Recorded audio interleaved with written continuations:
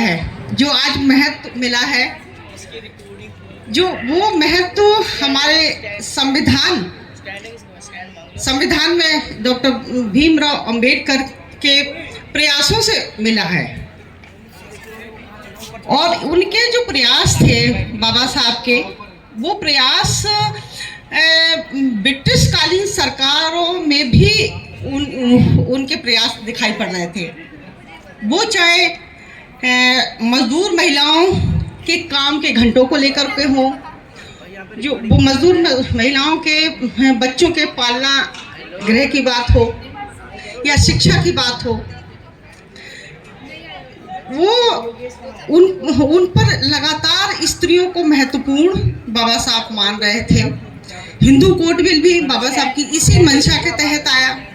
लेकिन ये दुर्भाग्य है, त्रासदी है कि जिस समाज को केंद्र में रख करके बाबा साहब चिंतित थे और उस वर्ग की जो सुविधा संपन्न महिलाएं थी उसको उसका फायदा मिला भी, लेकिन वो एक तरह से कहें उसका ना तो श्रेय देना चाहती हैं, ना उन पर बात करना चाहती हैं। तो आज हम ये देख रहे हैं कि हम जो दलित है, आदिवासी हैं, पिछड़ा वर्ग है, वो समाज भले ही हाशिए पर है, लेकिन दलित स्त्रियां हाशिए से भी बाहर हैं। करीब मैंने आपसे 2007-8 में हाशिए से बाहर एक कहानी संग्रह संपादित किया था। तब उस समय मेरी चिंता यही थी कि जो लोग रिसर्च कर रहे थे, क्योंकि जेएनयू में ही मेरे जो सीनियर थे वो हाशिए पर काम किया, लेकिन हाशिए पर काम करने के बावजूद भी किसी दलित लेखक को नहीं लिया, किसी दलित रचनाकार को नहीं लिया, किसी आदिवासी को नहीं लिया। और वो दौर था जब दलित साहित्य हिंदी की पत्रिकाओं में ये कहें कि 91 से ओम प्रकाश वाल्मीकि हंस में कुछ रचनाएं छपनी शुरू हो गई थी।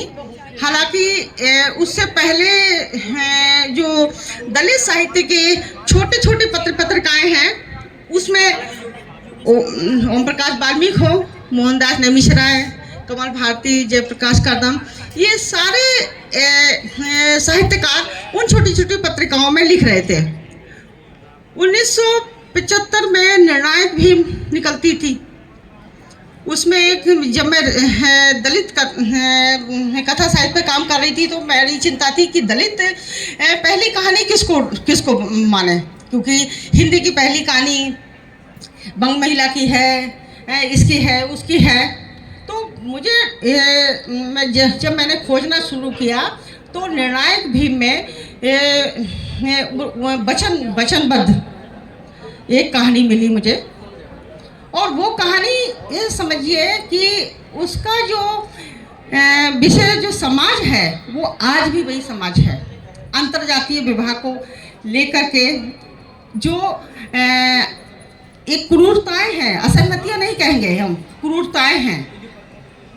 एक समर समाज की लड़की किसी दलित लड़के से जो अपने समकक्ष है, या तो 9 बार की हम कथा से समझ सकते हैं, वो समान पद पर काम करने वाले से शादी करती है और उस लड़की को घर वाले संबंध तोड़ लेते हैं और कुछ समय बाद फिर कहते हैं कि चलो जो हुआ तो ठीक है, अब तुम वापस आ जाओ और हम पुराने संबंधों को सुधारते हैं।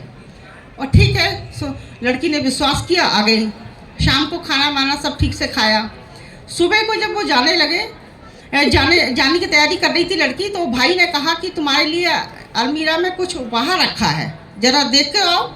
और जब अलमीरा खोली तो उसके पति का सिर कटा हुआ रखा था। तो ये क्रूरता, इस तरह की घटनाएं आज भी हमने तमाम समाचार पत्रों में, मुजफ्फरनगर में इस तरह की घटना देखी थी, दक्षिण भारत के कई शहरों में ये घटनाएं हमने पढ़ी हैं। तो ये जो हमारा जो मैं हाशिए की स्त्री की बात कर रही थी, तो स्त्री तो हाशिए पर सभी हैं, लेकिन हमारा हमारा जो पूरा समाज है, दलित समाज है, वो हाशिए पर है और स्त्री उससे भी हाशिए पर ढकेल दी जाती है। अभी प्रमोद जी से विनीता बात कर रही थी कि अन्नू क्यों नहीं आई, तो उन्होंने मजाक मजाक में कह दिया कि भाई स्त्रियां तो घर संभालती हैं। तो वो मजाक की बात भी एक गंभीर बात है कि अगर घर में मेड नहीं आए तो सिस्टम बिगड़ता है, तो स्त्री का बिगड़ता है, पुरुष का नहीं बिगड़ता है। घर की चिंता है तो स्त्री की है। मैं ये कहना चाह रही हूँ संकेत के माध्यम से कि स्त्री अपना समय जो है घर में उसका ज़्यादा लग रहा है, उसकी ऊर्जा जो है वो गैर साहित्यिक कामों में लग रही है। यहाँ ये बिल्कुल मैं नहीं कहूँगी कि पुरुष नहीं बदल रहे हैं, पुरुष बिल्कुल बदल रहे हैं। दलित समाज के पुरुष जो है, जो हमारी पुरानी पीढ़ी थी उसके अपेक्षा काफ़ी बदलाव आया है, लेकिन वो अभी जो समाज नहीं बदला है पूरा, उसका व्यवहारिक रूप से वो अपने को ढाल नहीं पा रहे हैं, वो पुराने ढांचे में ही ढले हुए हैं और ये धीरे धीरे मानसिक रूप से तैयार हो रहे हैं, तो व्यवहार में भी होगा। क्योंकि मैं लगातार इस बात पर सोच रही हूँ, मैं ये कहती हूँ कि दलित समाज में जो सैद्धांतिक रूप से जो हम पुरुष हैं वो हम वर्ण व्यवस्था के अनुसार नहीं चलते हैं। हमारे यहाँ श्रम का महत्व है और श्रम स्त्री और पुरुष मिलकर दोनों करते थे जब अशिक्षित थे तब भी, और शिक्षित हैं तब भी हम दोनों पति पत्नी मिलकर, घर में बहन भाई मिलकर है, हम उसको श्रम करते हैं। तो श्रम है करने की और साथ रहने की, साथ बांट कर खाने की हमारी एक परंपरा रही, आदत रही है। हम उस वर्ण व्यवस्थात्मक समाज के अनुसार हम उसके अनुसार नहीं चलते हैं। तो इसलिए हमारा जो समाज है, हमारा जो पुरुष है, हमारी जो महिलाएं हैं, वो अपने को जल्दी बदल लेते हैं, बदलने की तरफ हम उन्मुख हो रहे हैं। ये जरूर है कि अभी भी जब हमारा साहित्य की या प्रतिनिधित्व की बात होती है तो महिलाओं को चाहे साहित्य में हो पीछे कर दिया जाता है, या वो स्वभावतः पीछे रखी गई हैं, तो होती रही हैं पीछे। एक मनुष्य का स्वभाव है, जो जैसा काम करता है वो वही काम करने का अभ्यस्त हो जाता है और वही काम वो करने लगता है। महिलाएं लेखन के काम में जुड़ती हैं तो खूब लेखन करती हैं, पढ़ाई के काम में जुड़ती हैं लड़कियां तो खूब पढ़ती हैं, लेकिन उनको कहा जाता है कि पढ़ाई बाद में कर लेना, ये काम जरूरी है, लेखन आप बाद में कर लीजिए, पहले अभी खाना बनाना जरूरी है, अभी ऑफिस जाना है, यानी कि वो जिम्मेदारी उसी की है। साहित्य में अगर कोई कहें कि नेतृत्व करने की है, मन शेयर करने की है, तो स्त्री का नंबर पीछे ही आएगा। यूँ तो हमारा जो पूरा दलित समाज है हाशिए पर है, चाहे पत्रिकाओं में प्रकाशन को लेकर के हो, चाहे पुरस्कारों को लेकर के हो। आप देख रहे हैं कि आज हम सब यहाँ इकट्ठे जरूर हैं, लेकिन ये सोचने का, ये चिंतन का विषय भी है, क्योंकि कोई ये कह रहा था कि आप लोगों ने इतना लिखा है लेकिन आपको कोई इतना जानते नहीं हैं, बाकी लोगों को जानते हैं। तो जानने का माध्यम क्या है?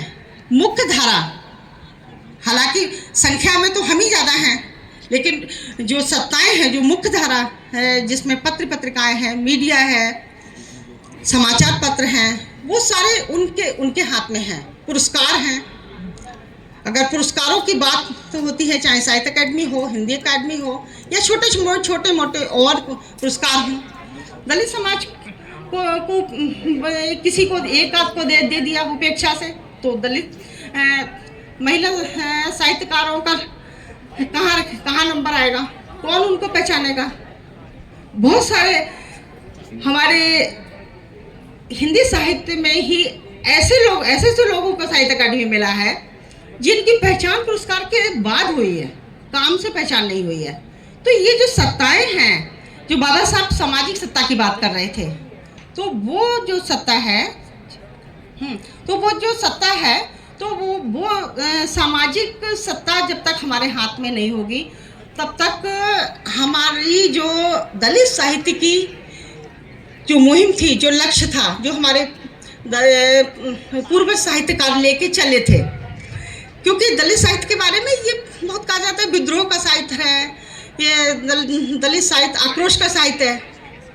मैंने दलित साहित्य पर जब 92 में रिसर्च शुरू की थी, 90 दशक की हिंदी दलित कविता पर अम्बेडकर का प्रभाव, और फिर पीएचडी के विषय को बढ़ाया कि हिंदी दलित कथा साहित्य का आलोचनात्मक मूल्यांकन, तो मुझे ये लगा कि दलित जितना शांत और जितना मानवीय है उतना कहीं साहित्य में कहीं देखने को नहीं मिलता है। वो संविधान के मूल्यों को लेकर के चल रहा है कि बाबा साहब के का अनुयायी है, वो समता की बात कर रहा है, वो भाईचारे की बात कर रहा है, वो अस्मिता की बात कर रहा है, वो अपनी अस्तित्व की बात कर रहा है। अगर वो अपनी जिस देश का नागरिक है, अगर वो अपनी बात नहीं कह सकता, अगर वो रह नहीं सकता, उसके सर पे छत नहीं है, उसको पानी नहीं मिल रहा, उसको खाना नहीं मिल रहा, उसको शिक्षा नहीं मिल रही, ये सारे प्रश्न दलित साहित्य में उठाए जाते हैं, उठाते रहे हैं। तो दलित साहित्य का कारवां आगे तो बढ़ रहा है, लेकिन ये एक फैशन नहीं है, एक जिम्मेदारी है। और बाबा साहब, क्योंकि ये दलित साहित्य क्यों लिखा गया था और हिंदी साहित्य से कैसे अलग है, उन मूल्यों को पहचानना बहुत ज़रूरी है। नहीं तो भटकाव की स्थिति होगी, हम जुटेंगे भी, लेकिन हम जो अपना जो लक्ष्य है वो कहीं हम खो ना दें, क्योंकि साहित्य लिखना बहुत ज़रूरी है। और जो अपने मूल्यों को पहचानना, मूल्यवान साहित्य लिखना ज़रूरी है। ये नहीं है कि हम दलित साहित्य भी लिख रहे हैं और हम कहें कि